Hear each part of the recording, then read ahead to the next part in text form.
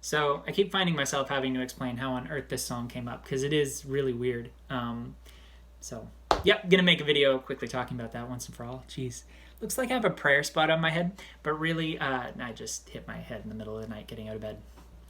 Anyway, yeah, so if anyone would have told me a few years ago that my first song I would release would be recorded in a tent with effectively no gear because most of my gear is on the other side of the world, sitting in storage in Malta in France, and I would be recording it while recovering from COVID. 2020.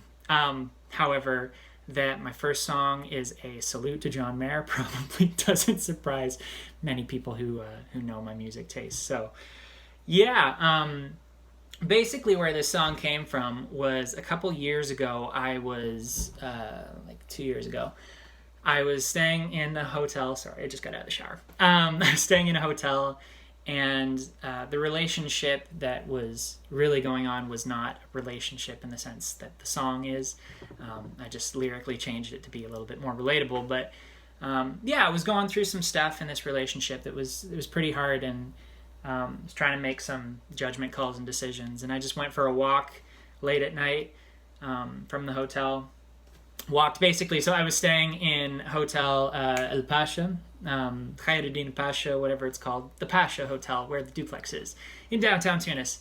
And I just walked to the Mongela and back, and I was just walking and processing and praying and stuff, and got back to the hotel and was like, not done. Did it again, got back to the hotel a second time later at night, and I was like, okay, I'm quite done with processing all this, I just need to unplug. I turned on NBC on the TV, and on NBC there was absolutely nothing going on. I think it was just some like crappy horror movie as per usual. So instead I put John Mayer on shuffle on Spotify, and I say sipping in the song. Sipping in reality was Orangina.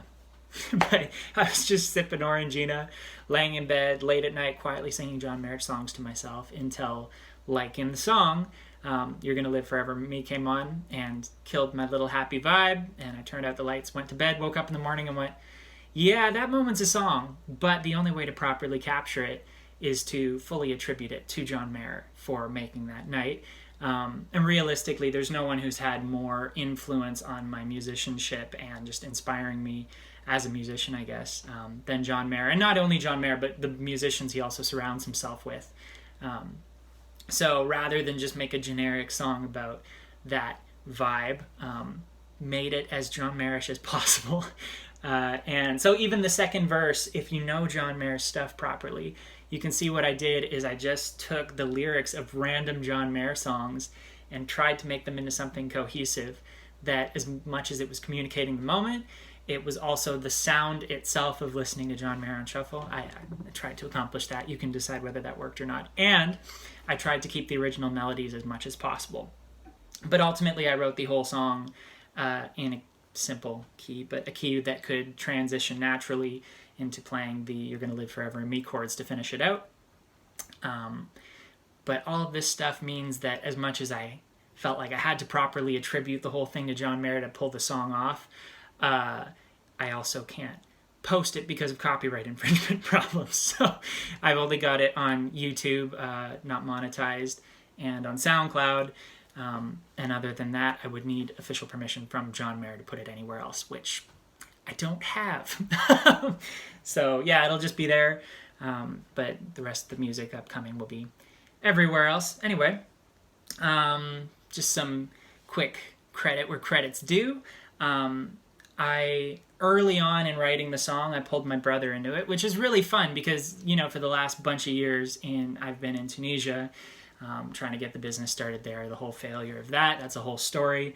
But I've been apart from my brother for a while, and we've got to see each other a few times, but it's been great this summer to get to be around my brother while being back because of COVID stuff. And he jumped in on this on acoustic guitar early on in the process and tried to pull out a picking pattern as similar to stuff John Mayer does as possible. So we analyzed the picking patterns of a few songs, and he just made something up. So that's what that is. That's my brother on acoustic guitar, which is really fun. It's the first song that we did together. Then Corey, I will put his information in the description. There's a guy named Corey who's playing electric guitar on this who pulled off that Mare vibe. I literally just wrote him. I was like, can you make this as Mare as possible? And he did. He pulled it off great. And even on the solo, he's like, so I tried not to make it sound like too rip-off-ishy of anything in particular. But it's funny because, like, the whole song is very tribute-y. But that was the point. And Corey was playing bass on that as well. And then we got Max, so I'll also put his information in the bottom, on mix and master, which was, like, hands down to him because it was a crappy job. Not only was I recovering from COVID when I recorded the vocals, but I was running through a 2i2 and a dynamic microphone, an SM7B, which has very low output, into a 2i2. The vocal quality was not that good, and you try messing with gain and stuff, and you hit especially major sibilance distortion. So the only thing that's not Marish about the whole song is the mix itself, and that is why Max had to redeem all of the flaws to make it sound a little bit less amateur when the gear is truly amateur that I'm using. But hey, sick of letting time go by, sick of watching years go by. No more excuses, time to start releasing stuff. So doing what I can with what I have. Very thankful. Oh, and the picture. Yeah, no, very low budget cover photo. But all that is, full disclosure, is obviously it's not Pasha Hotel. That was my previous apartment before I moved to this place. I just had my brother in the previous apartment blur out the picture so it kind of looked like a hotel room and less like my studio apartment. But now, because of financial reasons and stuff, I am in a shack outside of Paris, Ontario that is worthy of John Denver's Mountain Mama in all of her splendor. So, yeah.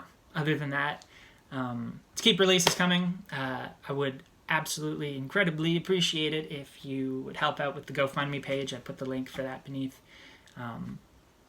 Making music makes money even when you're doing it as on a budget as I am. And yeah, can't keep releasing stuff, especially of any half-decent quality, if there isn't funding to do that. I've been doing everything possible in my own power to get stuff flowing, but would be incredibly appreciated if you guys could help out. And I'll keep pumping stuff out, aiming for 22 releases this year. So that's it for now.